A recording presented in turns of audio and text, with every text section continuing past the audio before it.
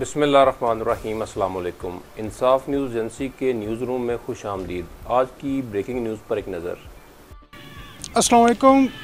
मुझे ज़ाडे भट्टी कहते हैं। मैं DG news and current affair Insaf news agency में फ़ैसला अंजाम दे रहा हूँ। मेरा तल्लुक़ ज़िला गुजरात से है।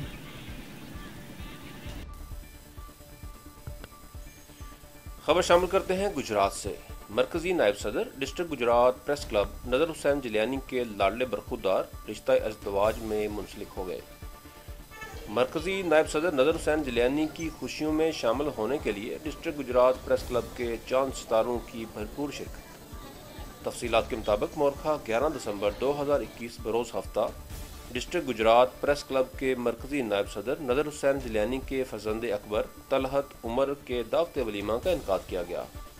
इस पुरवकार वलीमा की तकरीब को यूनस मैरिज हॉल में मुनक़द किया गया, जिसमें अजीज़ो कारब, दोस्त, रिश्तेदार, सियासी और समाजी शख्सियात, कारोबारी, डॉक्टर, सहाफ़ी बरादरी, अहले इलाका के साथ साथ डिस्ट्रिक्ट गुजरात प्रेस क्लब ने भरपूर शिरकत की।